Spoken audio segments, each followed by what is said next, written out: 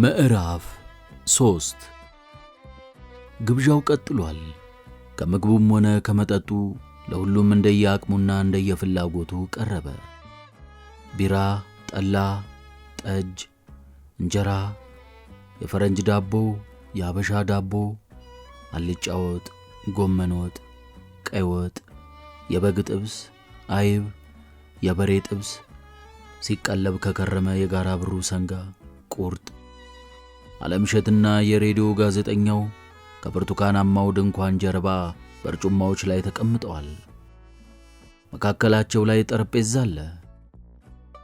ጋዜጠኛው መቅረጸ ድምጹን ለቀረጻ ዝግጁ አድርጎ ክቡ ጠረጴዛ ላይ አኑሮታል። ጀርባቸውን ለብርቱካናማው ድንኳን በመስጠታቸው ከፊት ለፊታቸው ቢሾፍቱ ሐይቅ አዘቅት ውስጥ ተዘርግቶ ይታያቸዋል። ጋዜጠኛው አይኑን ሳይነቅል ሐይቁን ለደቂቃዎች ማየት አልተቻለውም። ይሄ ሐይቅ ከባድና ሽብር የሚለቅ ነው። ይገርማል። እኔ ግን እወደዋለሁ። እዚሁ ስለተወለድክ ሊሆን ይችላል። ይሆናል። ዓለምሸት የቢሾፍቱን ሐይቅን ዙሪያ ጠርዞች በአይኖቹ እየዳሰሰ ቀጠለ። እኔ የደብረ ዘይት ከተማ ከንቲባ ብሆን ኖሮ ጀርባቸውንና ኩሽናቸውን ለሐይቁ የሰጡትን ቤቶች ሁሉ አፈርሳቸው ነበር። ከዚያም ከአዲስ አበባ የሚመጣውን ጥርጊያ በቀጥታ ወደ ሐይቁ አፋፍ ሁሉ አደርሰው ነበር። ዋናው ጎዳና የሐይቁን ዳርቻ እየታከከ እንዲቀጥል ነበር የማደርገው። እንዲያ ቢሆን ደብረ ዘይት የቱሪስቶች መናኸሪያ በሆነች ነበር። ጋዜጠኛው ቀዝቃዛውን አየር በመስጋት ጃኬቱን እስከ ዶቃ ማሰሪያው ቆለፈ። ዓለምሸት ግን በሸሚዝ ብቻ ነበረ። ያደገበት አየር ነው። በመሆኑም ቅዝቃዜው አይተናኮለውም። ያን የመሰለው የጋራ ብሩና የሐይቁ ዳርቻ አየሩ የመንፈስ ምግብ እየሆነ ነው ያደገው። እንቀጥል አለ ጋዜጠኛው። ትችላለህ። መልካም። የመጀመሪያ ጥያቄ ከግል ሕይወትህ ጋር የተያያዘ ነው። ቀደም ሲል ባደረግከው ንግግር በአንድ አጋጣሚ የመማር ዕድል እንደገጠመህ ገልጸህ ነበር። ያን አጋጣሚ ብትገልጽልኝ። ጋዜጠኛው ይህንን ጥያቄ ሲጠይቅ የዓለምሸት የሀብት ምንጭ ቆሪጥ ይሆን ሲል እያሰበና ጥያቄውን እንዴት ማንሳት እንዳለበት እያውጠነጠነ ነበር። ዓለምሸት ለቀረበለት የመጀመሪያ ጥያቄ ከ3 ባልበለጡ አረፍተ ነገሮች መልስ ሰጠ። በእርግጥም ጋራ ብሩ የተወለደው ዓለምሸት ቆዳ በመፋቅ ለሚተዳደሩት ወላጆቹ ብቸኛ ልጅ ነበር። በልጅነቱ እናቱን በሞት ተነጥቋል። ከፍ እንዳለ እረኝነት ጀመረ። ከዚህ የተሻለ ዕጣ ሊኖረው የሚችልበት ዕድልም አልነበረም። እንደ ማንኛውም የጋራ ብሩ ልጅ በእረኝነት ከማደግና የአባቱን መተዳደሪያ ከመውረስ ያመለጠው በአጋጣሚ ነበር። በመልካም ባህሪያቸው የተመሰገኑ ነበሩ። አባቱ ጠንካራ ሠራተኝነታቸውም ከድፍን ጋራ ብሩ አልፎ እስከ አርመን ሰፈር የተነገረለት ነበር። በዚህ ላይ አጥባቂ የኦርቶዶክስ ሃይማኖት ተከታይ ናቸው። ብርቱ ሠራተኛና ሃይማኖተኛ የመሆናቸው መልካም ጎን የዘበኝነትን ሥራ አስገኘላቸው። ከቢሾፍቱ ሐይቅ ምዕራባዊ ዳርቻ የሰንበት ማረፊያ ጎጆዎችን ቀልሰው እግረ መንገዳቸውን የአትክልት እርሻ ያካሄዱ ከነበሩ ቱጃር አርመናውያን አንዱ ዘበኝነት ቀጠራቸው። ዓለምሸትም በልጅነቱ ዘመን አባቱን ተከትሎ ወደ አርመናዊ ግቢ ብቅ ማለት ጀመረ። ገነት ከመሰለው ግቢ ብቅ ካለባቸው የአጋጣሚ ዕለታት ባንዱ ቀን የሰመረ ዕድል ገጠመው። ሰንበት ላይ ከአዲስ አበባ ወደ ደብረ ዘይት ለእረፍት ብቅ ያሉት ቱጃር አርመናዊ አይኖቻቸውን ማቲው ዓለምሸት ላይ እንደዋዛ ጣል አደረጉ። ከዚያም ጠርተው ጠጉሩን እያሻሹለት በአዲስ አበባ አማርኛ ስሙን ጠየቁት። ነገራቸው። የአባትህ ስም ማን ይባላል? የዘበኛቸው ልጅ መሆኑን ቢያውቁም ለወግ ያህል ነበር አፋቸው ላይ የመጣላቸውን ጥያቄ ጣል የሚያደርጉት። ዓለምሸት የአባቱን ስም ተናገረ። የአያትህ ሲሉ ቀጠሉ። ነገራቸው። ትውልድህን እስከ ስንት ትቆጥራለህ? ሲሉ ጠየቁት። እስከ 7 ሲል መለሰ። እስኪ ንገረኝ አሉት እንደዋዛ። ነገራቸው። ዓለምሸት ወርቁ ወርቁ ባልቻ፣ ባልቻ ጌታቸው፣ ጌታቸው ቶላ፣ ቶላ ቢራቱ፣ ቢራቱ ለታ፣ ለታ እያለ ጎበዝ ልጅ ነህ አሉት አሁንም እንደዋዛ። እስኪ እናትህን ስም ደግሞ ንገረኝ ሲሉ ቀጠሉ። ነገራቸው።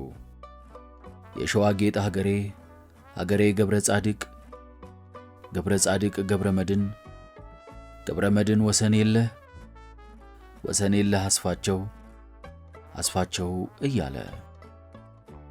በጣም ጎበዝ ነህ፣ ይህን ሁሉ እንዴት በቃል ያስከው በል ሲሉ ጠየቁት። ማታ ማታ አባባ ሲነግረኝ በቃ ያዝኩት ሲል መለሰ። ማቲው አለምሸት ይህንን ካለ በኋላ አያይዞ በደመ ነፍስ የሰነዘራት አንዲት ሐረግ ነበረች ሕይወቱን ለመለወጥ የበቃችው። እንዲህ አላቸው ለቱጃሩ አርመናዊ። አንድ ጊዜ የሰማሁትን በቃ ሁልጊዜ ማረሳም። አርመናዊው ጠጉሩን ማሻሸት አቁሙ። ብጣሽና ዳፋ ጨርቅ የለበሰውን ማቲ ትክ ብለው አጤኑት። የደስደስ ያለው ወይንም የቆዳ ፋቂውና የዘበኛው ብቸኛ ልጅ የዚህ ማቲ ወላጅ አባት ዘበኝነት ለመቀጠር ልመና ያቀረቡ ጊዜ እናቴ የሌለው ልጅ የማሳድግ ብቸኛ ሰው ነኝ፣ ልጄ ለእኔ ነፍሴ ነው፣ ጎረቤቶቼ ጣሳ የምታቃናልኝ ሚስት እንዳገባ መከሩኝ። እኔ ግን አሻፈረኝ አልኩ። ኦርቶዶክስ እንደመሆኔ ለቃሌ አንገቴን አሳልፌ እሰጣለሁ። ከሚስቴ ጋር ስንጋባ ዝቋላ አቦ ሄደን በጻድቁ አቦ ፊት ነው በቁርባን የተጋባ ነው እያሉ ያጫወቷቸውን አስታወሱ። እናም የዚያ ብርቱ ዘበኛ ልጅ ይኸውና የማስታወስ ችሎታ እንዳለው በደመ ነፍስ እየነገራቸው ነው። ትማራለህ ሲሉ ጠየቁት። አልማርም። ለምን? ከጋራ ብሩ ማንም የሚማር የለም። ቆየት አለና ደግሞ አከለ ማቲው። እንቆጳ ግን የኔታ ሀሁ ጀምራለች። እሷ ደብረ ዘይት ሱቅ ያላቸው አክስት አላት። ባለፈው እንኳን ጋራ ብሩ ስትመጣ ነጩን ከረሜላ መጣችልኝ። ለሁላችንም አንዳንድ ሰጠችን። ለእኔ ግን ደበቀችና ጨመረችልኝ። ከዚያ ሰኞ ማክሰኞ ስንጫወት ደስ እንዲላት ብዬ ሁሉንም አውቀን እንሸነፍላት አልኳቸውና አውቀን ተሸነፍንላት። ከዚያ እንቆጳ በጣም ሳቀች። በሰኞ ማክሰኞ ጨዋታ እንዳሸነፈችንም ለእናቷ ነገረቻቸው። እኛ ግን አውቀን የተሸነፍንላት። አርመናዊው በጸጥታ አዳምጠውት ሲያበቁ ይሄ ልጅ ልቡ ንጹሕ ነው፣ ሮሮህና ቅን ነው፣ የሌሎች ሰዎችን ደስታ ማየት ይፈልጋል ሲሉ አሰቡ። እንዲያ እያሰቡ ጠጉሩን ማሻሻታቸውን ቀጠሉ። እያሻሹት እንዲህ ብሎ ተነፈሱ። ማን ነበር ያልከኝ ስምህን? አለምሸት። አዎ አለምሸት። አንድ ጊዜ የሰማሁትን ሁል ጊዜ አረሳም ነበር ያልከኝ? አረሳም አላሁንም በደመ ነፍስ። እናም አያይዞ ቀጠለ። እትዬ አበቡ ሁል ጊዜ የአቦ የማርያምና የገብርኤል ቀን ሲሆን አስታውሰኝ እኔ ልብ የለኝም ይሉኛል። ከዚያ አስታውሳቸዋለሁ። ሳስታውሳቸው ታዲያ የአቦ ቀን ከሆነ አቦ ይስጥህ ይሉኛል። የገብርኤል ቀን ከሆነም አቦ ይስጥህ ነው የሚሉኝ። ሁል ጊዜ ታዲያ ዕጣን እያጨሱ ብቻቸውን ይነጋገራሉ።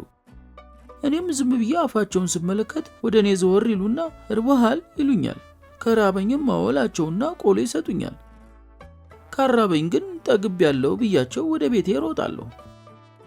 አርመናዊው ጠጉሩን እያሻሹ በዝምታ አዳመጡት።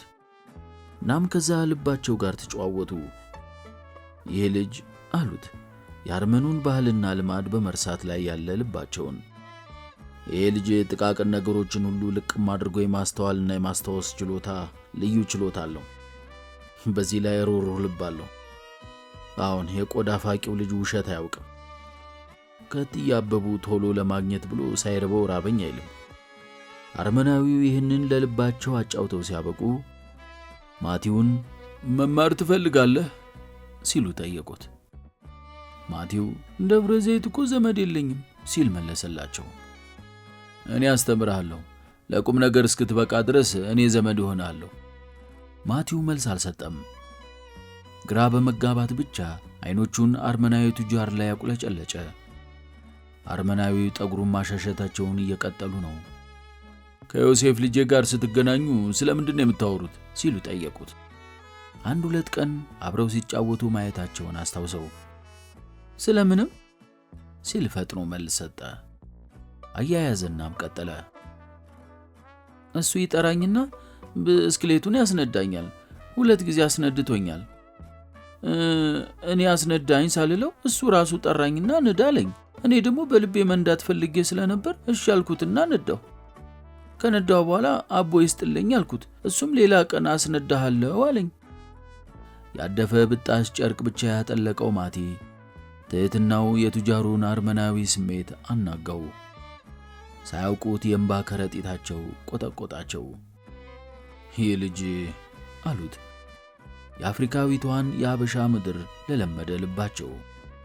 ይህ ልጅ ምቀኝነትን አያውቅም። የኔ ልጅ ብስክሌት በመንዳቱ አልተመቀኝም። በዚህ ዕድሜው ድህነቱን ኩራቱን አጣጥሙና አዋህዶ መኖር ችሏል። ልጄ ብስክሌቱን ስላስነዳው አቦ ይስጥልኝ ሲል አመሰገነው። እና ይሄ ልጅ ከማስታወስ ችሎታው ባሻገር ስክነትና ብስለት ይስተዋልበታል። ልክ እንደ እኔ ልጅ እንደ ዮሴፍ አስብልሃለሁ። ይህም ምናልባት እንደ አባትህ ከመኖር ያድንህ ይሆናል አሉት። ማቲው አለምሸት በዚያች ደቂቃ አርመናዊ የገቡለት ቃል በሕይወቱ ውስጥ ታላቅ ለውጥ እንደሚያመጣለት በቅጡ የተገነዘበው ግን ቆይቶ ነበር።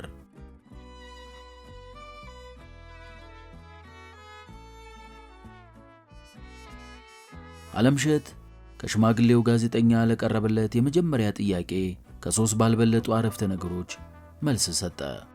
አባቴ ለአንድ ቱጃር አርመናዊ ዘበኝነት ተቀጥሮ ይሰራ ስለነበር አርመናዊ በአጋጣሚ ሊያስተምሩኝ ወሰኑ። ቃላቸውን ጠብቀውም በእኔ ዕድሜ ከነበረ ወንድ ልጃቸው ባላነሰ እንክብካቤ አስተምረውኛል። በእርግጥ የ3ኛ ዓመት የዩኒቨርሲቲ ተማሪ ሳለሁ ሕይወታቸውን አልፏል። ሆኖም ለሚያስፈልጉኝ ጥቂት ነገሮች በቅቶ የሚተርፍ ገንዘብ ትተውልኝ ስለነበር ያለ ችግር ትምህርቴን በጥሩ ሁኔታ አጠናቅቄያለሁ። ምንድነው ያጠናኸው?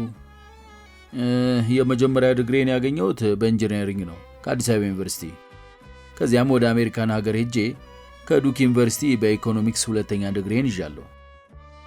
ጋዜጠኛው ጥያቄውን ቀጥሏል። የቢሾፍቱ አግሮ ኢንዱስትሪ የመነሻ ካፒታል ምን ያህል ነው? 60 ሚሊዮን ብር። ድርጅቱ ሙሉ በሙሉ ያንተ ንብረት ነው? አይደለም፣ ሸሪክ አለኝ። ዮሴፍ ናርሲስ አርዚንጋሲያን ይባላል። የወንድም ያህል የምንቀራረብ አብሮ አደጌ ነው። የአርመናዊ አሳዳጌ ብቸኛ ልጅ። አሁን በጣሊያን ሀገር የተሳካለት የቆዳ ውጤቶች ማምረቻ ፋብሪካ ባለቤት ነው።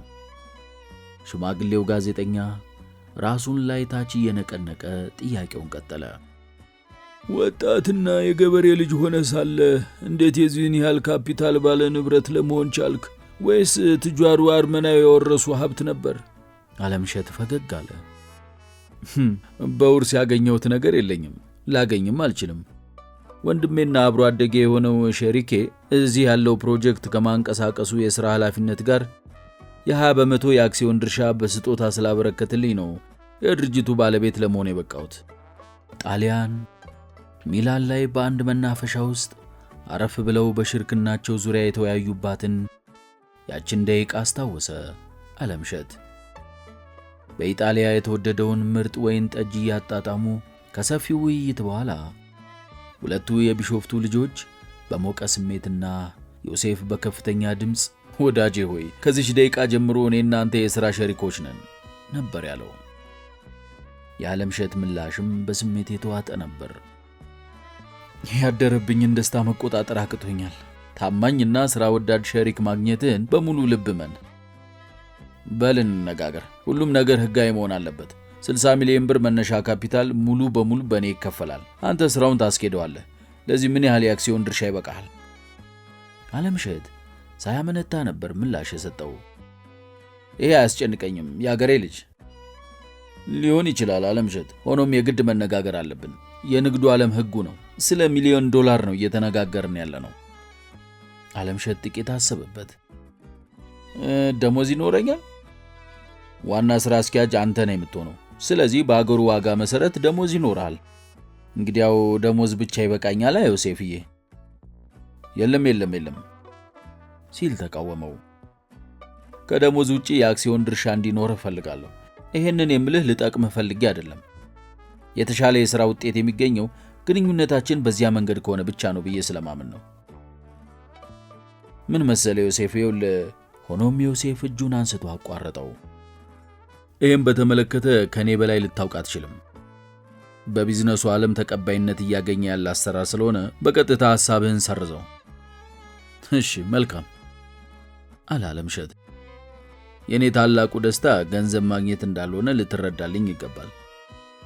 ከማገኘው ገንዘብ በላይ ስሜቴን የሚፈነቅለው የወገኖቼን ሕይወት በመጠኑም ቢሆን የሚያሻሽል ተግባር ማከናወን መቻሌ ነው። ስለዚህ ታላቅ የዓላማና የግብ ስህተት ሲል ዮሴፍ አንባረቀ። ታላቁ ደስታ ገንዘብ ማግኘት ካልሆነ ስራችን የተሳካ አይሆንም። ስለ ወገኖች ሕይወት ማሻሻል መስማት አልፈልግም። እኔ ነጋዴ ነኝ፣ አንተም ነጋዴ እንድትሆን እየጠየቅኩ ነው። ነጋዴ ከሆንክ ስለ ትርፍ ብቻ ነው ማሰብ ያለብህ።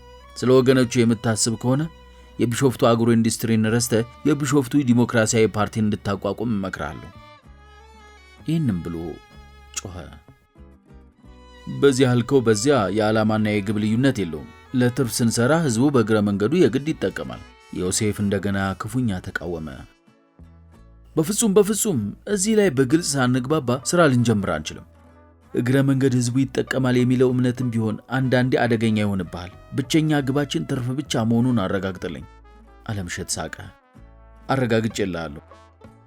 ይሄ የሥራ መመሪያችን ይሆናል። ተቀብያለሁ ክቡር አለቃዬ። ከዚያም ዮሴፍ የዓለምሸትን ትከሻ በወፍራም መዳፉ እየደበደበ በቀጥታ ወደ ቀሪው ጉዳይ ዘለቀ። በል ተናገር፣ ድርሻ ምን ያህል ይሆን? ዓለምሸት ጥቂት ካሰበበት በኋላ አንተ ስላልክ 3% የአክሲዮን ድርሻ ልወስድ እችላለሁ። ይሄ ለእኔ ከበቂ በላይ ነው። ዮሴፍ ቤተሰባዊ ፍቅርን በሚመግቡ አይኖቹ ዓለምሸትን አተኩሮ አስተዋለው። እውነተኛው ሰው እንደሆንክ አልጠራጠርም።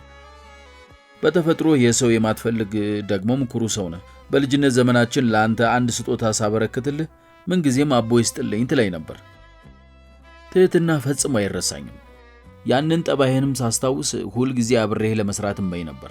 ይሄው አሁን ተሳክቶልኛል። ከገንዘብ ይልቅ ፍቅርና ሰውን ከሚያስቀድም ክቡር ስብዕና ካለው ወንድም ጋር መስራት ውጤታማ እንደሚያደርገኝ አምናለሁ። በዚህ ሥራ ካንተ በላይ እኔ እድለኛና ተጠቃሚ እንደመሆን ይሰማኛል። የምናገረውን መፈጸም እንድንችል እመኛለሁ ሲል አስተያየት ሰጠ አለምሸት። ወዳጄ ሆይ፣ ዮሴፍ የዓለምሸትን ትከሻ ጨምዶ ይናገር ነበር። አጠገብህ ያለው ወጣት ሰው በድፍን አውሮፓ በቆዳ ሥራ ሚሊዮነር አብሮ አደግህ የጊዜ እጥረት አለበት። አረቂ እየገለበጡ እንዲያው ለጉራ ብቻ ሐሳብ ወለድ የጡብ ሕንፃ ከሚገነቡ የአራዳ ልጆች ይልቅ እንደነሱ እንዳትቆጥረኝ ቀጠለ በደማቅ ፈገግታ ተውጦ። በተጨማሪ ይሄ ዩሮፕ ነው። የቢራ ወሬ የሚባል ነገር አለ፣ እዚህም አለ። ባይዘዌ ጊዜ ወርቅ ነው። እዚህ ሀገር የሚፈጸመው ነገር አይወራም። ኢጆሌ ጋር አብሩ ምን ታስባለህ ብሎ ደረቱ ላይ በጡቻ ጎሸም አደረገው። ምክንያት አልባ ረጅም ሳቅን ለቀቀ። አለምሸት ደካማ ፈገግታውን ላብሮ አደጉ ለግሶ ስለ ባህል ልዩነት ማሰብ ጀመረ። ዳሩ ሐሳቡን ዳር ሳያደርስ በጣም ጥሩ ሲል አቋረጠው ዮሴፍ። የአክሲዮን ድርሻውን ጉዳይ አልቋጨ ነው መሰለኝ። 3% የአክሲዮን ድርሻ ነው የጠየቅከው። ከሚጠበቅብህ ከባድ ሥራ አንጻር ያንሳል። ስለዚህ በሕግ የሚረጋገጥ 20% ተሰጥቷል። ዮሴፍ ይበዛብኛል። እንኳን በዛለ ወዳጄ። በገንዘብህ ጦር መሳሪያ ገዝተህ የጋራ ብሩ ወጣቶችን በማስተባበር ውቢቷን ፊላቤላ ከቆሪጥ እስር ቤት ነፃ ታወጣታለህ። ዮሴፍ ይህም ብሎ አፉን እንደ ጉማሬ ከፍቶ በሳቅ ይጮህ ገባ። ይህን ጊዜ ግን የዓለምሸት አይኖች የሐዘን ፍላጻ ተፉ። ጨለምለም አለ ገጽታው። እርግጥ ነው ፊላቤላ ለዮሴፍ እንጂ ለዓለምሸት ተረት አይደለችም። ዓለምሸት ምንጊዜም የፊላቤላ ስም ሲነሳ ልቡን የሚቦረቡር ስሜት ያስጨንቀዋል።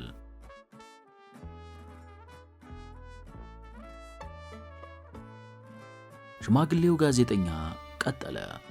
መልካም፣ በተጨባጭ ጋራ ብሩ ላይ ልትሰሩ ያቀዳችሁት ምንድን ነው? በቆዳ ማለስለሻ ፋብሪካ እንዲሁም በአትክልትና ፍራፍሬ እርሻ ነው ስራችንን ለመጀመር ያቀድነው። በቀጣይ ደግሞ የከብትና የዶሮ እርባታ ስራ እንዲሁም የእነዚህ እንስሳት ውጤቶችን የማሸጊያ ፋብሪካዎች እንከፍታለን።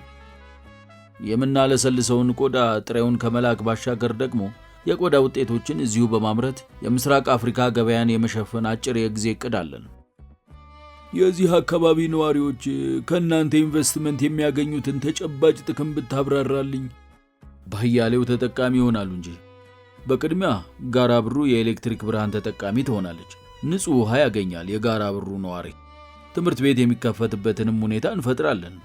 ወጣቶች በፋብሪካዎቹ በአትክልትና ፍራፍሬ እርሻው ውስጥ ተቀጥረውም ደሞዝ ያገኛሉ።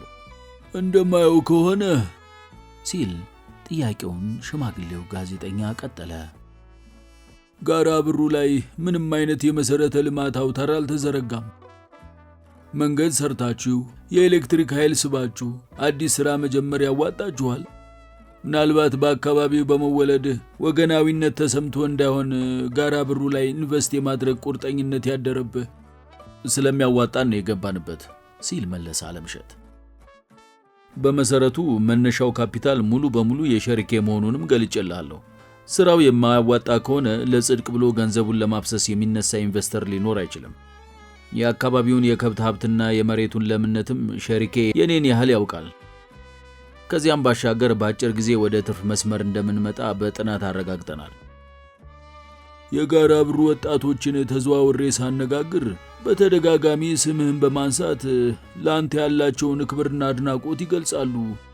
ይህን ተወዳጅነት ለማትረፍ የበቃህበትን ምስጢር ብትገልጽልኝ። ምንም የተሸሸገ ምስጢር የለውም። በየትም ዓለም ወጣቶች የለውጥ ግንባር ቀደም ደጋፊዎች ናቸው።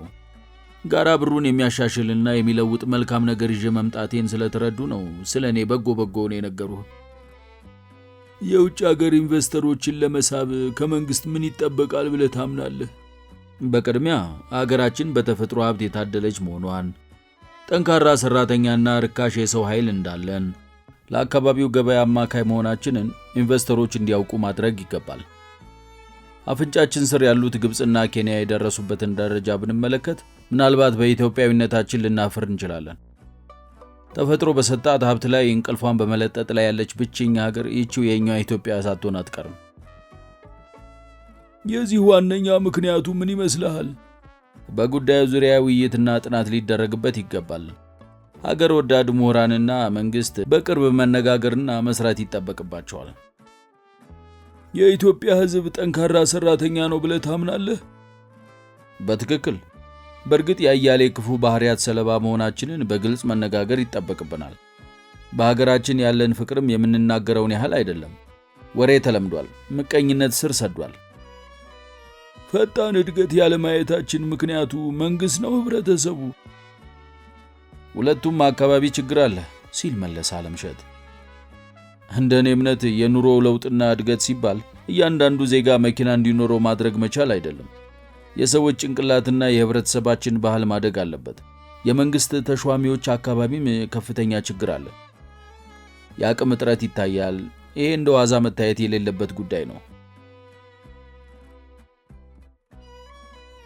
ምዕራፍ 4 ጩሉሌ እረኛ ነው።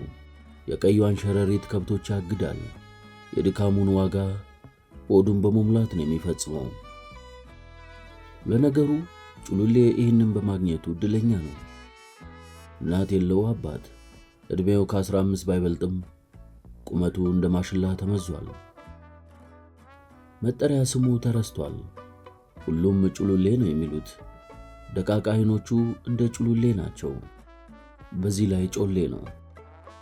የዝቋላው አቦ ለጩሉሌ አንድ ልዩ ስጦታ እንዳበረከቱለት ጋራ ብሮች ያምናሉ። ከሽማግሌዎች አንድ ጊዜ የሰማውን ማንኛውንም ታሪክም ሆነ ተረት በአእምሮው ቀብ በማድረግ በኩል የሚስተካከለው የለም። ችሎታው እንደ በቀቀን የሰማውን መድገም ብቻ ግን አይደለም። የሰማውን መልሶ ሲተርክ ያጣፍጠዋል። በእንቅስቃሴና በድምጽ ያሳምረዋል። አፍ ያስከፍታል ሲተርክ። ከ100 ዓመት በፊት የተፈጸመውን በቦታው ተገኝቶ ያየ ያህል ይተርከዋል። ትናንት የተደረገ እስከሚመስል ድረስ። ትረካ ከእረኝነቱ ቀጥሎ መተዳደሪያ ሙያው ሆኗል። ተረት ለመስማት አሊያም ታሪክ ለማጥናት ጠጉረ ልውጦች ወደ ጋራ ብሩ ብቅ ሲሉ ጩሉሌ ነው የሚጠራው። ሽማግሌዎች ሳይቀር ጩሉሌ ለመጀመሪያ ጊዜ የወረቀት ገንዘብ በእጁ የገባው በዚህ ልዩ ችሎታው ነው ይላሉ። እነሆ ዛሬም ወደ ጋራ ብሩ በሚያምራው የመንገድ ሥራ ላይ የሚሳተፉ ኦፕሬተሮች በጭምጭምታ የሰሙትን የፊላቤላ ታሪክን ለመስማት በመፈለጋቸው ጩሉሌ ተፈልጎ ከተፋለ። ኦፕሬተሮቹ ለጩሉሌ 2 ብር አስጨበጡት። ለራሳቸው የብርሌ አንገት። ከዚያም ታርክልን ስለ ፊላቤላ አሉት። ቅድሚያ ክፍያ ገጥሞት የማያውቀው ጭሉሌ ጉሮሮም ወራርዶ ረዥሙን የፊላቤላ ታሪክ ባጭሩ አጣፍጦ ያወጋቸው ያዘ። ጭሉሌ አሳዛኙን የፊላቤላ ታሪክ መተረክ ሲጀምር ኦፕሬተሮቹ ጠጃቸውን አንቆረቆሩ። አስተናጋጆቹ ከወዲያ ወዲህ እየተዘዋወሩ የጎደሉ ብርሌዎችን ሞሉ። የክብር እንግዶች በብርቱካናማው ድንኳን ውስጥ በራሳቸው ጨዋታ ተይዘዋል። የጭሉሌ ትረካ አፍ ያስከፍታል። ስለ ፊላቤላ ሲያወጋ በቦታው የነበረ ያህል ጥቃቅን ሁኔታዎችን ጭምር ይገልጻል። በእርግጥ ጭሉሌ ታሪኩን የሰማው ከጋራ ብሩ ሽማግሌዎች ነው። ይሁን እንጂ ጻድቁ አቦ ገልጠውለት ይሁን ወይንም ሌላ ባይታወቅም አንዳንድ ነገሮችን በዝርዝር ሲናገር ይደመጣል። ግብዣው ቀጥሏል። ወጣቶቹ በየስፍራው ክብ ሰርተው ጭፈራውን እያስነኩት ነው። አስተናጋጆቹ ጠጅና ጠላ የሞሉ እብድ የሚያካክሉ ማንቆርቆሪያዎችን አንጠልጥለው ከወዲያ ወዲህ እየተወናጨፉ ባዶ ኩባያዎችን ይሞላሉ። ጫጫታው አይሏል። ጥሪው ከግራ ከቀኝ ይፈላል። ጠጅ ወዲህ በል፣ ጠላ አምጣልኝ፣ እባክሽ ጠላ ጨምሪልኝ፣ ጠጁን ወዲህ በለው አንተ። የጥሪ ድምጾች ማቋረጫ የላቸውም። ዕለቱ በዓለ ጥምቀት መስሏል። ደመናው ሲታይ የቅዝቃዜ አየሩን በመተንፈሱ ለተጋባዦች የተመቸ ሆነ። ጭሉሌ ትረካ ላይ ነው። ምን ብዬ ልንገራችሁ ስለ ፊላቤላ በማለት ላይ ነበር። ቀጭን ናት እንደ ፊላ ተክል፣ ረዥም ናት እንደ ፊላ። ምንጊዜም ጠጉሯ ላይ ቢጫ አበባ ትሰካለች። ስትራመድ ንፋስ እንደሚያወዛውዘው ፊላ ናት። ቀይ ወይም ጥቁር አይደለችም፣ ቡና አይነት። ጥርሷ የመንዶሴ ሚስት እንደሚነድፉት ፈትል የነጣ ነው። ምንጊዜም የፈትል ቦላሌ ነበር የምትለብሰው። ቦላሌዋ እስከ ቁርጭምጭምቷ አሽቆልቁሎ ይወርዳል። ሲቋጭ ታዲያ በቢጫ ጥልፍ ፏ ይላል ቦላሌዋ። እንደ ሱፍ አበባ የፈካ የፈትል ቁምጣና ከናተሪያም ትለብስ ነበር፣ በተለይ በሰንበት ዕለት። ስለ ጡቶቿ ምን ብዬ ልንገራችሁ? የለግዳን ሱቅ የዘይት ማንቆርቆሪያ እንቡቶ ታውቁት የለም? በቃ ልክ እንደነሱ ነው ጡቶቿ። በዚያን ዘመን የጋራ ብሩ ሰው ሁሉ በፊላቤላ ውበት ሊያብድ ደረሰ። ከኦፕሬተሮቹ አንዱ አቋረጠው። መቼ ነበር ዘመኑ? ጥንት ነው ሲል መለሰ ጭሉሌ። ጋራ ብሩ ላይ በማንኛውም ወግ ውስጥ ጊዜ አይነገርም። ምንጊዜም በዚያን ዘመን፣ ከሰሞኑ፣ በጥንት ዘመን፣ በቅርቡ፣ በእነዚያ ቀናት፣ በወቅቱ እየተባለ ነው የሚነገረው። ጭሉሌ ትረካውን ቀጠለ።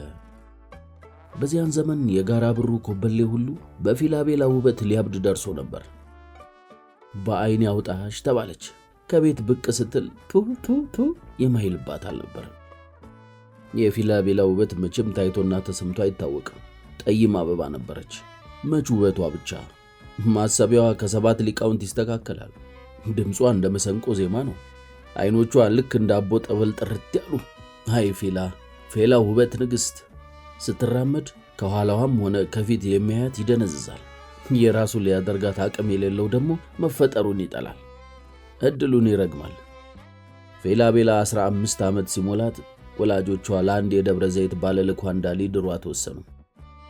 ስጋ ነጋዴው እጅግ ቦርጫም በመሆኑ በሚቀጥለው ሰንበት እሱ ራስ ለእርድ የሚቀርብ የጋራ ብሩ ሰንጋ ነበር የሚመስለው። ፊላቤላ ወላጆቿ ለማን ሊድሯት እንዳሰቡ ስትገነዘብ አሻፈረኛለች። ከዚያ ቀደም ሴት ልጅ የወላጆቿን ምርጫ አሻፈረኛለችበት ቤት ስላልነበረ ወሬው ድፍን ጋራ ብሩን አስደነገጠ።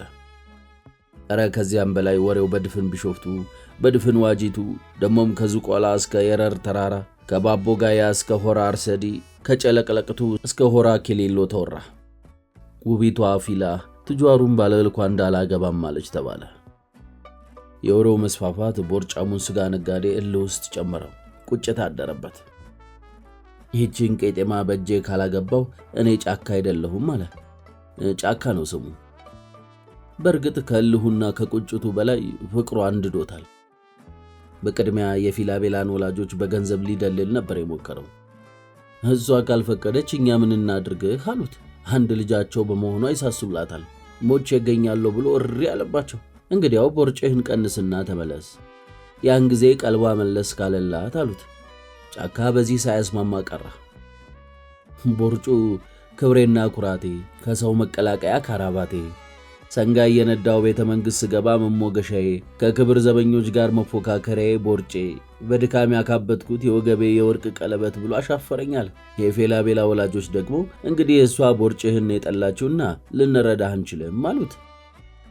በዚሁ ተፋረሱ። ጫካ በወላጆቿ በኩል እንዳልሆነለት ሲረዳ የቢሾፍቱን ንጉሥ ሊማለድ ወሰነ። ወደ ኦፕሬተሮቹ ብርሌ ጠጅ ይንቆረቆራል፣ ጭሉሌ ይተርካል። ኦፕሬተሮቹ ትረካውን እያዳመጡ ይጎነጫሉ። ጆሮአቸው የጥንቸልን ጆሮ መስሏል። የጭሉሌ ትረካ ማቋረጫ ያለው አይመስልም።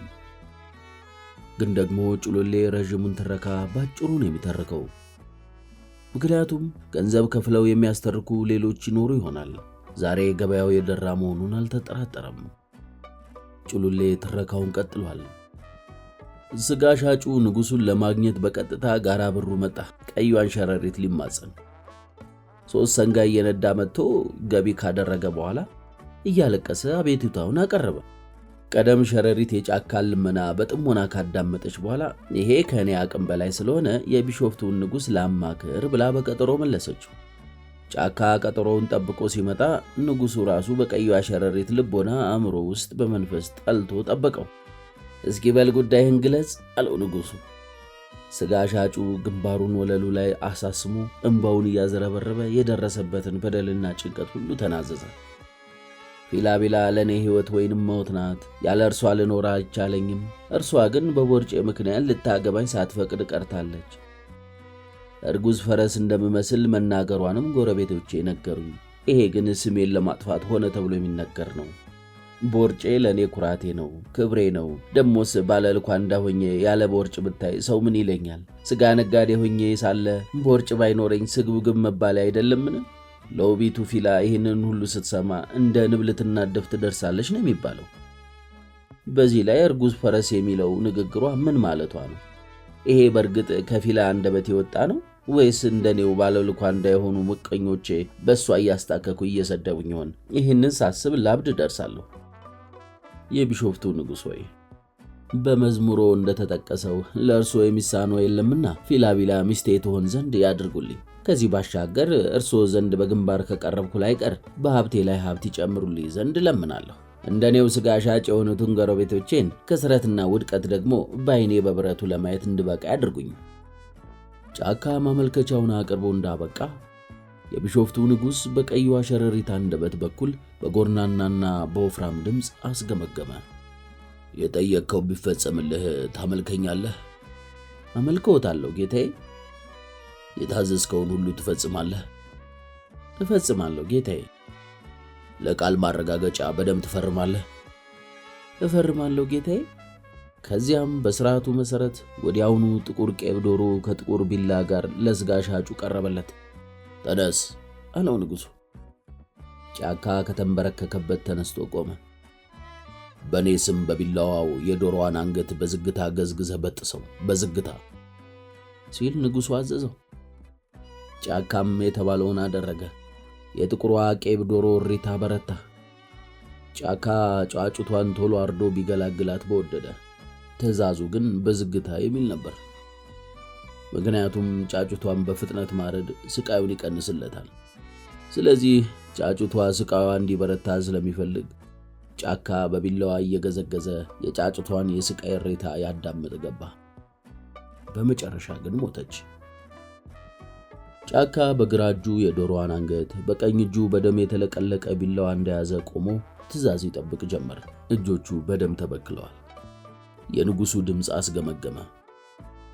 የዶሮዋን ደም ካንገቷ ውስጥ ምጠጠው። ጫካ ያለማመንታት የታዘዘውን ፈጸመ። ከንፈሮቹ በደም ተበክለው ሲታይ እብድ ውሻ መሰለ። እንዲያው በደም ተበክሎ አይኖቹ ፈጠው ቦርጩ ተንጠልጥሎ ለሚያው ከቶ የሰው ፍጡር አይመስልም ነበር። ንጉሡ ታዲያ ከት ብሎ ሳቀ። እናም የትእዛዝ ኃይል ባዘለ ድምፅ የደም ውሉን ፈጽመሃል። የጠየቅከው ሁሉ ይፈጸማል። የፊታችን ቅዳሜ ሌሊት ፊላቤላን አንሶላ ውስጥ አገኛታለህ። እንደ ማር የሚጣፍጥ ከንፈሯን አሞጥሙጣ የፍቅር ሙገሳዋን ታዘንብልሃለች አለው። የያዝከው ቢላ ደግሞ እጅግ የከበረ ዋጋ ይኖረው ዘንድ ተመርቆልሃል። በያዝከው ቢላ ያረድካቸው ከሲታና ጥሙጋ ከብቶች ሁሉ ሰንጋ ይሆኑልሃል። በዚህ ቢላ 3 ጊዜ ወጋ ያደረካቸው የጎረቤቶች ከብቶች ሁሉ ሲታረዱ ይተላሉ። ስጦታው ተስማምቶኛል ጌታዬ። ወለሉ ላይ ተንበርክኮ ሰገደ። ንጉሡም መመሪያውን ቀጠለ። በቢላው ካረድክበት በኋላ ውሃ አታስነካው። ቢላው ውሃ ከነካው ኃይሉን ያጣል። ስለዚህ ሁልጊዜ በርጥብ ሳር ብቻ ነው ደሙን የምትጠራርገው። ገብቶኛል ጌታዬ። በውላችን መሰረት ደግሞ ለኔ 2 ነገሮችን ትፈጽማለህ። ታዛዥ ነኝ ጌታዬ። በመዘባረቄ ይቅርታ። በልቤ ስለሚጨፍረው የደስታ ሰራዊት እንዴት ብዬ ልግለጽልዎት? እሱን መግለጽ አያስፈልግም። ልብህ ለኔ ወለል ብሎ እየታየኝ ነው። አሁን መመሪያውን ብቻ ስማ። ታዛዥ ነኝ ጌታዬ። በመዘባረቄ ይቅርታ። መመሪያ 1 እኔ ብቻ አምላክ በመሆኔ ምንጊዜም የመድኃኔዓለም ዕለት ሆራ መጥተህ 7 ሰንደል ትለኩስልኛለህ። ይህም የናዝሬቱን ኢየሱስ መካድህንና ለእኔ መታመንህን እንደቀጠልክ ያረጋግጥልኛል። ይህን መፈጸም ያቋረጥክ ቀን ሀብትህም ሙሉ በሙሉ ታጠዋለህ። እፈጽማለሁ ጌታዬ። መመሪያ 2 በየዓመቱ መጋቢት 5 ቀን ዝቋላ ተራራ ላይ የቀድሞ መጠሪያዬ በነበረው ሐይቅ ዳርቻ ለእኔ በስም ሙክት እያረድክ ታበላለህ። የሚሉኝን ለመፈጸም ዝግጁ ነኝ። ዳሩ ግን በእርስዎ ስም ዝቋላ ላይ ሙክት ሳርድ የአቦ ተከታዮች ቀጥቅጠው አይገሉኝምን? ያረድኩትንስ ማን ይበላልኛል? የአቦ ተከታዮች አይነኩን። ካንተ ቀድመው በእኔ ያመኑ ሁሉ ይህንን እየፈጸሙ ነው። አንተን የመሰሉ አማኞችም እዚያ ስለሚመጡ ምኩቱን አብራችሁ ትመገባላችሁ። እፈጽማለሁ ጌታዬ። ይህንን ሳትፈጽም ያቺ ዕለት ካለፈች በማግስቱ ሕይወትህ ባሰቃቂ ሁኔታ ታልፋለች። ውላችንን በደም ተፈራርመናልና ውልህን ማፍረስ አይቻልም። ሕይወትህ ለእኔ ተሰጥታለች። ቃሌን አላጥፍም ጌታዬ። ሌላው አለ ንጉሡ፣ ከፊላ የምትወልዳቸው ልጆች 3ኛው ለእኔ የተሰጠ ይሆናል። የተሰጠ ሲባል አልገባኝም ጌታዬ። ያሻኝን አደርገዋለሁ። አጋንንትን እቀጠቅጥበታለሁ። እብድና ነፍሰ ገዳይ አደርገዋለሁ። እንዳሉት ይሁን ጌታዬ፣ እንዳሉት ይሁን።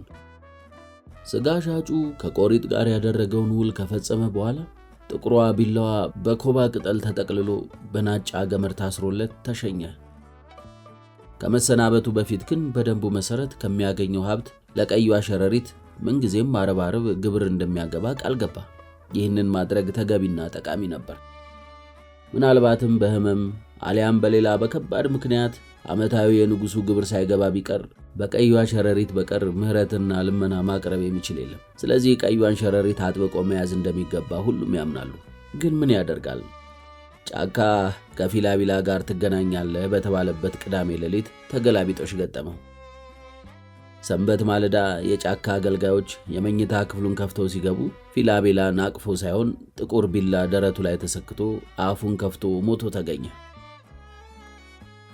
በጎፋ እናት አስተባባሪነት ከወዲያ ወዲህ እየተካለቡ ጠጅ የሚቀዱ የጋራ በሩ ባልቴቶች ድካም ቢሰማቸውም እንደምንም የተጋባዦችን ጥሪ እየተቀበሉ ማስተናገዱን ተያይዘውታል። ጥሪ ሲበዛ አልፎ አልፎ የጎፋ እናት ራሳቸው ማንቆርቆሪያ እያያዙ ማስተናገዱን ያግዙ ጀመር። ጩሉሌ ትረካውን ቀጥሏል። ረዥሙን ታሪክ ባጭሩ። አሁን ጫካ ላይ የተፈጸመው እጅግ አሳዛኝ ነው። የስግብግቡ ሥጋ ነጋዴ ስህተት ስለ ንጉሡ በአግባቡ አለማወቁ ነበር። ንጉሡ ቃሉን እንዳሻው መለዋወጥ ስለመቻሉ አላወቀም። ንጉሡ ካልመሰለው ውሉን ያፈርሳል። ብዙውን ጊዜም ውል ሲያፈርስ ተዋዋዩን ይገለዋል። በእርግጥ ንጉሡ ከሥጋ ሻጩ ጋር ውል ከፈጸመ በኋላ ሀብታም ነጋዴ መስሎ በቀጥታ ወደ ፊላ መኖሪያ ቤት ነበር የገሰገሰው። ግራና ቀኝ ገንዘብ እየረጨ ነበር ጋራ ብሩ ብቅ ያለው። ያልታወቀው እንግዳ ነጋዴ የቢሾፍቱ ንጉሥ መሆኑን የጋራ ብሩ ሰዎች ባለማወቃቸው አጅበው ከፊላ መኖሪያ ደረሱት። የፊላ ወላጆች ሀብታም የከተማ እንግዳ ሲመጣባቸው በደስታ የሚሆኑትን አጡ። የተመረጠ አጎዛ ለመቀመጫ ያቀረቡለት፣ ምርጡን ጠጅ አስልከውም አስመጡለት። የቢሾፍቱ ንጉሥ የፊላን ወላጆች እያሞጋገሰ ሲጋብዝ ከቆየ በኋላ የፊላን ውበት በወሬ ሰምቶ ለያት መምጣቱን ተናገረ። አያይዞም ሽማግሌ ያለመላኬ ጊዜ ስለሌለኝ ነው፣ ፈረንጅ ሀገር የምመላለስ ነጋዴ ነኝ አላቸው። የፊላቢላ ቤተሰቦች በደስታ ላይ አድናቆት ተጨምሮ አሳበዳቸው። በአንድ ወገን ከስጋ ነጋዴው ዛቻ መገላገላቸው፣ በሌላ ወገን ልጃቸው ቦርጭ የሌለው መልከ መልካም ባል ማግኘቷ እያስደሰታቸው፣ በልጃቸው በኩል ደግሞ የእነርሱም ኑሮ እንደሚለወጥ እየታያቸው ያለማመንታት ልጃችንን ልንሰጥ ዝግጁ ነን አሉት። ከዚያም ፊላቤላን ከጓዳ እያዋከቡ አመጧት። ፊላ ውቢቷ የጋራ ብሩ አድባር ፊላቢላ ከጓዳ ብቅ ከማለቷ ከቢሾፍቱ ንጉሥ ጋር አይን ላይን ተገጣጠመች። ይህን ጊዜ ቀንዷን እንደተመታች ላም ወዲያው ወደ ጓዳ ምልስ አለች።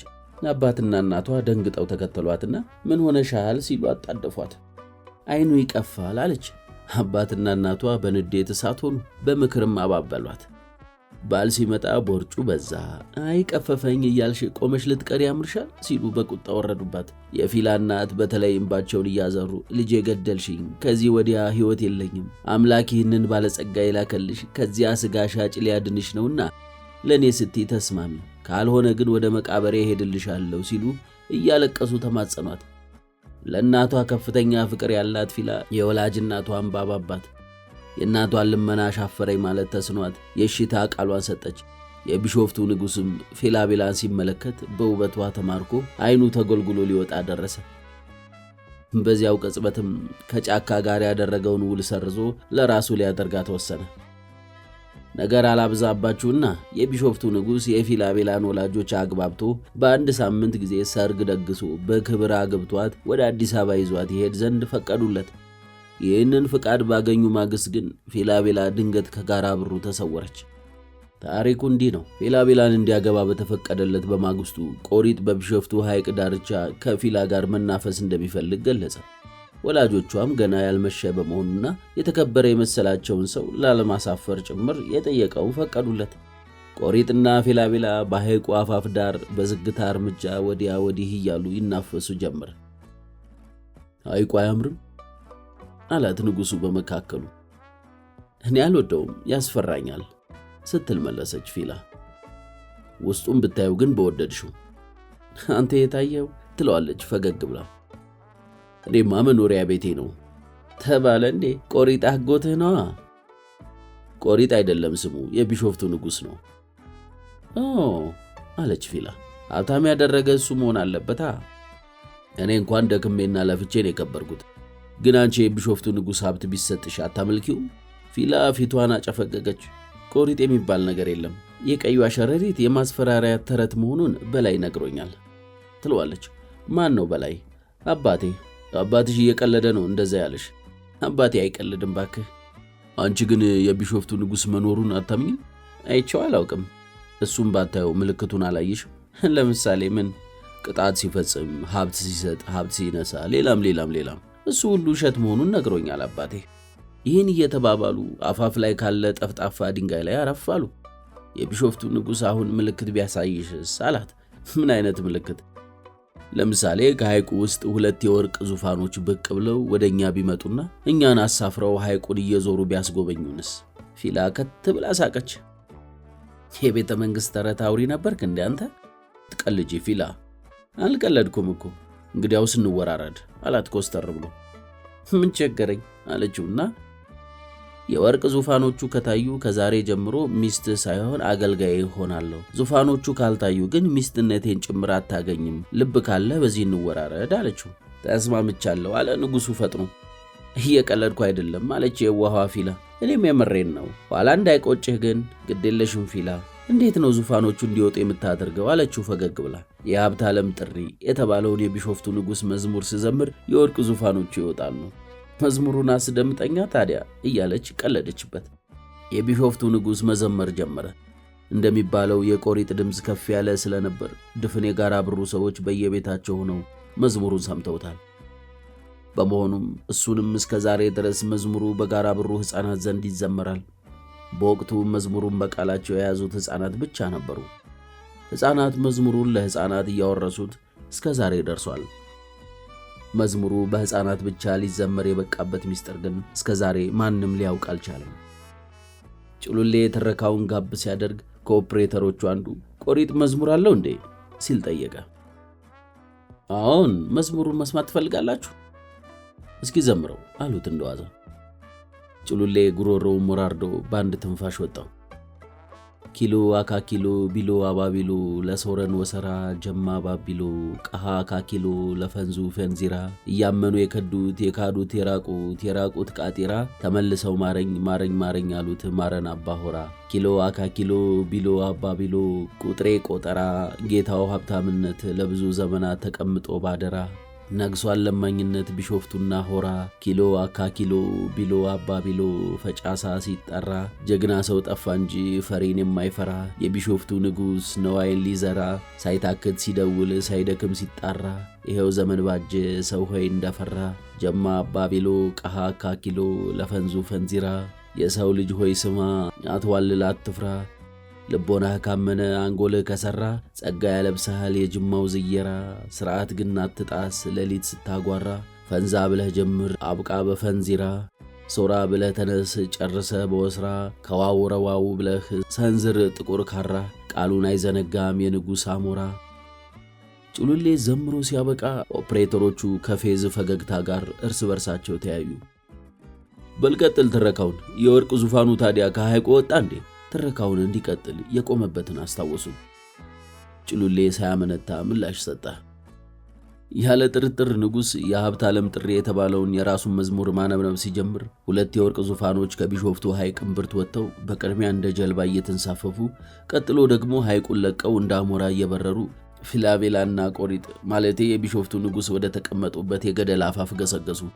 ፊላቤላ በድንጋጤ ከተቀመጠችበት ልትነሳ ስትቃጣ ንጉሡ አጥብቆ ያዛት። እናም ቃል ገብተሻል እንግዲህ የኔ አገልጋይ ነሽ አላት። ፊላ ግን ከእጁ ለማምለጥ ታገለችው።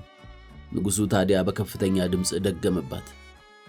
ከዋው ሰርዋው ረዋው ብሎ ሲደግምባት የጭሉሌን ትረካ በማዳመጥ ላይ ከነበሩት የመንገድ ሥራ ባለሙያዎች አንዱ ድንገት ፊቱ ልውጥውጥ አለ።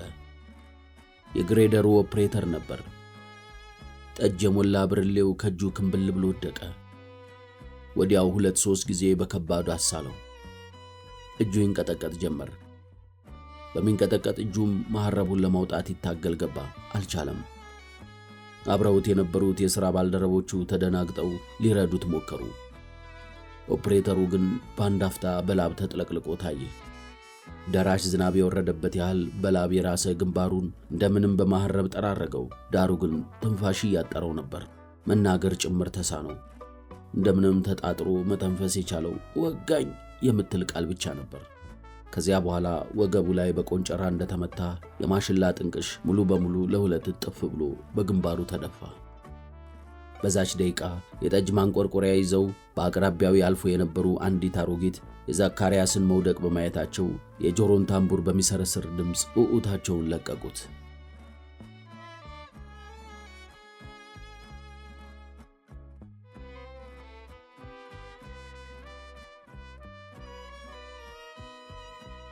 ምዕራፍ 5 ወሬው እንደ ሰደድ እሳት ከአንዱ ወደ ሌላው እየተያዘ ከእያንዳንዱ ተጋባሽ ጆሮ ደረሰ። የጋራ ብሩ ሽማግሌዎች ወደ ጋራ ብሩ የሚያደርሰውን የመንገድ ሥራ አሃዱ ብሎ የጀመረው የግሬደር ኦፕሬተር ድንገት ወጋይ ብሎ እንደወደቀና ወደ ሆስፒታል እንደተላከ ሲሰሙ ገጽታቸው ባንድ አፍታ አሻቦ መስሎ ቁና የተነፍሱ ያዙ። አፋቸውን በኩታዎቻቸው ከለል እያደረጉ እየተንሾካሾኩ ጭምር ታዩ። በዚያው ቅጽበት ዘካርያስን ባለበት የደፋው ቆሪጥ የመሆኑ ወሬ እንደ ደራሽ ወንዝ ደርሶ ተጥለቀለቀ። ወሬዎች ወሬን ወለዱ። ሽማግሌዎች ዓለምሸትን ማውገዝ ለመጀመር ጊዜ አልወሰደባቸውም። የወርቁ ልጅ ማዕት ጎትቶ ይዞብን መጣ የሚሉ ቅሬታዎች ተደመጡ። ዓለምሸት የቢሾፍቱ ንጉሥ ላይ በአደባባይ በመቀለዱ ንጉሡ መቆጣቱን ለመግለጽ ምልክት ማሳየቱ ነው የሚል መላምት ተነገረ። እንዲህ አይደለም አሉ ሌሎች ደግሞ። መንገዱ ወደ ጋራ ብሩ ይሰራ ዘንድ ንጉሡ አይፈቅድም። ሳይደፈርና ሳይነካ የኖረውን መሬት መደንቆል የጀመረውን ሰው በመቅጣት የማስጠንቀቂያ መልእክት ማስተላለፉ ሊሆን ይችላል። ከግማሽ ሰዓት በኋላ የግብዣውን ስፍራ የኋሊት እየተወ ሽቅብ ወደ ጋራ ብሩ የሚሸመጥጡ ሽማግሌዎች፣ አሮጊቶች ታዩ። ይሄ ሁሉ ክፉ ጊዜ መቃረቡን የሚያመለክት ሳይሆን አይቀርም ተባባሉ ሽማግሌዎች። የሽማግሌዎቹ ስሜት ከወሬ ያለፈ ስጋትን የቋጠረ ነበርና እየመጣ ያለው የክፉ ጊዜ ደራሽ ጎርፍ ጠራርጎ እንዳይወስዳቸው የሰጉ ያህል ሽቅብ ወደ ጋራ ብሩ መፈትለኩን ተያያዙት።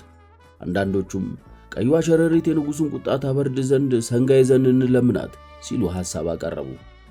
ይህ ሐሳብ ትኩረት አገኘ። ዓለምሸት ኦፕሬተሩ ላይ የደረሰውን አደጋ ቀላልና ከመጠጥ ማብዛት ጋር የተያያዘ ሊሆን እንደሚችል እየገለጸ ቃራ ብሮቹን ሊያረጋጋ ያደረገው ሙከራ ምን አቀረበት? ከዓይነ ስውሩ ጥሩምባ ነፊ በቀር በእርጋታ ሊያነጋግረው የፈቀደ አንድም እንኳን አልተገኘም። ዓለምሸት አሉት ጠጋ ብለው። ከዘራ ይዘዋል። የቡሽ ባርኔጣ ደፍተዋል። ረጅም ናቸው። በራስ የመተማመን ስሜታቸውን ግርማ ሞገስ ካለው ግንባራቸው ላይ ማንበብ አያዳግትም። ስጋት አድሮብህ ይሆን? የኛ ሰዎች እምነት አደገኛ ነው ጋሼ መንዲሶ። ቀይዋ ሸረሪት ጋራ ብሩ ላይ የዘራችው ክፉ እምነት ስር የሰደደ ነው የኔ ልጅ። የግሬደሩ ሹፌር ተመርዞ እንዳይሆን የሰጋውት። ያለ ጥርጥር መርዘውታል። ዓለምሸት የጥሩምባ ነፊውን ማረጋገጫ ሲሰማ ልቡ በስጋት ታፈነች። ይሞት ይሆን እንዴ ታዲያ ሲል መልሶ ጠየቀ። የጋራ ብሩ የመግደያ መድኃኒት እንደ እባብ መርዝ ነው፣ ይፈጥናል፣ ፋታ የሚሰጥ አይደለም። እነ ድጉማ እንዲሁ ነው ወጋይ ብለው ድርቅ ብለው የቀሩት እነ ገዝሙ። ማን ነው ይሄ ደግሞ የሁሉ ቃይ በኩር ልጅ? የዓለምሸት ጭንቀት እየጨመረ ሄደ። ማን ነው ግን ይህን ሊፈጽም የሚችለው? ሽማግሌው ፊታቸውን አጨፈገጉ። ሸረሪቷ እንጂ ሌላ ማን ሊሆን ይችላል? ምን ትጠቀማለች ይህንን ፈጽማ? ልታስደነግጥ ፈልጋ ይሆናል። ለምንድን ነው እኔን የምታስደነግጠኝ? ምናልባት እንድትገብርላት አሉ ሩቅ እያሰቡ። ከዚህ የተሻለ የማስገበሪያ መንገድ አይኖርም ነበር እንዴ ታዲያ? አለ ተስፋ ማጣትና መገረም እየተፈራረቀበት። ለእርሷ ቀላሉ መንገድ ይሄ ነው። ዕድሜዋን ሙሉ እንዲሁ ስታደርግ ነው የኖረችው። የሰው ሕይወት ማጥፋት ለእሷ አበባ የመቁረጥ ያህል የቀለለ ነው። ወደ ጋራ ብሩ መንገድ ቢዘረጋ እሷን ምንድን ነው የሚጎዳት ታዲያ? ሰውነቱ ተንቀጠቀጠ። መንገዱን ተከትሎ የሚመጣውን ሸረሪቷ ጠንቅቃ ታውቃለች የኔ ልጅ። ዓለምሸት ጥሩምባ ነፊውን ከተለየ በኋላ ወደ ድንኳኑ ገሰገሰ። የኢንዱስትሪ ሚኒስቴሩን ወክሎ በክብር እንግድነት የተገኘው የመንግሥት ባለሥልጣን ከመኪናው ገብቶ ለመሄድ ሲዘጋጅ ደረሰ። የተፈጠረው ችግር ከባድ እንደማይሆን ተስፋ አደርጋለሁ። ኦፕሬተሩ ሳይመረዝ አልቀረም ሲል መለሰ ዓለምሸት። ምን ማለት ነው ይሄ ደግሞ? ዓለምሸት በረዥሙ ተነፈሰ። እንዴት እንደማስረዳ አላውቅም። ዞሮ ዞሮ የቆሪጥ አማኝ ከሆነችው ሸረሪት ጋር የተያያዘ ነው። ይሄም በመሰለ ነገር ጭንቅላትን እንዳታስቸግርና ምናልባትም ጊዜ እንዳታጠፋ መክራለሁ። ዓለምሸት በቅሬታ ራሱን ግራና ቀኝ ናጠ። ይህንን ለማመን እንደምትቸገር ይገባኛል። የምነግርህ ግን እውነት ነው። አዝናለሁ። ምንም አይደለም። እዚህ ድረስ በመምጣትህ ከልብ ላመሰግንህ እወዳለሁ። ለሚኒስተሩም ይህንን ግለጽልኝ። ለተፈጠሩት ስሜትን የሚረብሹ አጋጣሚዎች ግን ይቅርታ ጠይቃለሁ። ይቅርታ መጠየቅ አይገባህም።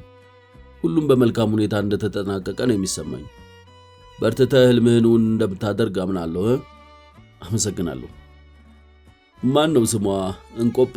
አልተሰናበትኳትም። ካለች የለችም ሲል መልስ ሰጠ ዓለምሸት። ኦፕሬተሩን ወደ ሆስፒታል ይዘውት ከሄዱት ጋር አብራ ሄዳለች። በለ አንተው ተሰናበትልኝ። መልካም መንገድ።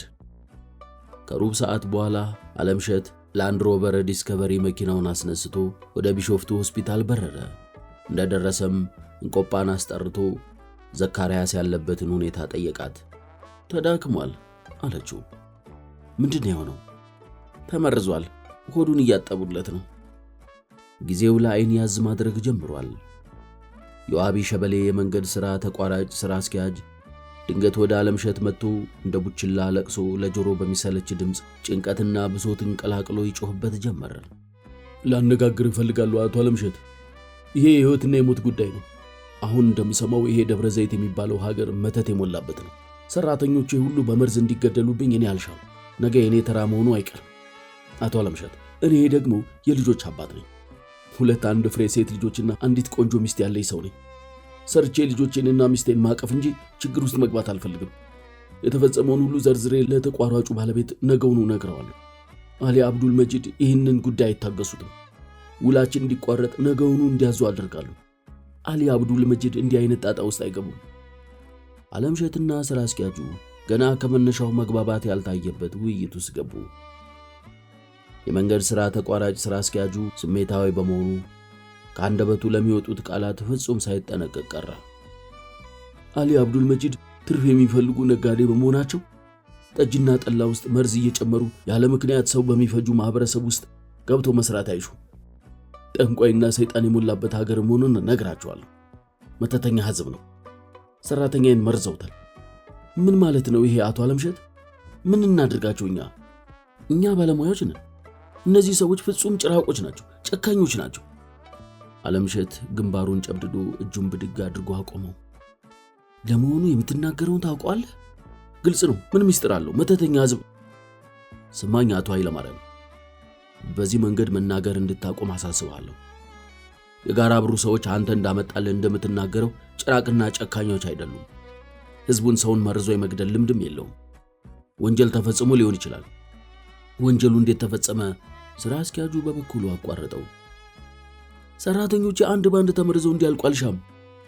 ዳግም ይህንን መሰል አደጋ እንዲደርስ እድል አንሰጥም። አቶ ኃይለማርያም፣ የዛሬውን ገጠመኝ ሊያስደነግጥ አይገባም። እኔ ዋስትና ልሰጥህ እችላለሁ። ስራ አስኪያጁ ግን አልተዋጠለትም። ዋስትና? እንዴት አድርገህ ነው የሐይቁን ጋኔን ልትቋቋመው የምትችለው? አለምሸት ፊቱን በሁለት እጁ ሞዠቀ። ኦፕሬተሩን የመረዙት ሰዎች ናቸው። ስራ አስኪያጁ በተቃውሞ ጮኸ። ልታታልለኝማ አትሞክር። ከግማሽ ሰዓት በፊት ከ2 በላይ ሰዎች ስለ ሁኔታው አጫውተውኛል። አካባቢው የአጋንንት ማምለኪያ በመሆኑ አደገኛ መሆኑን ተረድቻለሁ። ሰይጣናዊ አምልኮ የነገሰበት ቦታ መሆኑን ብናውቅ ኮንትራቱን አንፈርምም ነበር። የሐይቁ ሰይጣን እያንዳንዱን ሰራተኛ ቀስ በቀስ ገሎ እንደሚጨርስ አስጠንቅቀውኛል። ይህንን ነገውኑ ለአሊ አብዱል መጂድ አሳውቃለሁ። መልካም አለ አለምሸት ግንባሩን አክብዶ። እንዳልከው ጉዳዩን ለአሊ አብዱል መጂድ አሳውቅ። እኔ ከእርሳቸው ጋር እነጋገራለሁ።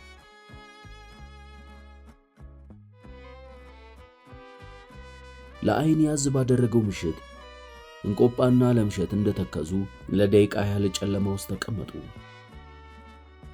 ሆነ ብለው ነው የመረዙት እንቆጲ። ለምን ዓላማ አልገባኝም። ስለ ቀዩ አሸረሪት የማላውቅ ያህል እየተሰማኝ ነው።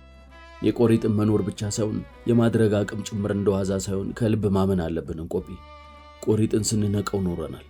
ሆኖም ተጨባጭ ድርጊቱን ይሄው እያየነው ነው። ይገላል፣ ያስራል፣ ይፈታል፣ ይሰጣል፣ ይነሳል። ረጋ በል ዓለም ስትል ተነፈሰች እንቆጲ። ለጊዜው ወንጀሉን እንደ ተራ ወንጀል ብቻ እንመልከተው። ጥቃቱ የተሰነዘረው እኛን ለማስፈራራት ነው እኮ እንቆጲ። ዘካርያስን ማንም አያውቀውም። ለደቂቃዎች ጨለማ ውስጥ በዝምታ ቆዘሙ። የእንቆጳ ሰውነት እንደመንቀጥቀጥ አለ። በረደሽ? አዎ። ልብስ የለሽም እንዴ? ይዣለሁ፣ ውስጥ ነው። አንተ ወደ ቤት ሂድ ዓለም፣ የሚሆነውን ደውዬ እነግርሃለሁ። አይ እዚሁ ልቆይ። የለም ሂድ፣ ምንም አትሰራም እዚህ። ለክፉ የሚያደርሰው ይመስልሻል? ሐኪሞቹ እየረዱት ነው። መሞት የለበትም በኃይለ ቃል ተናገረ አለምሸት። ስራችን በደምና በፍርሃት መጀመር የለበትም በፍጹም። ወንጀለኞቹ መያዝና ለፍርድ መቅረብ አለባቸው። ለፖሊስ አሳውቃቸዋል ስትል ጠየቀችው።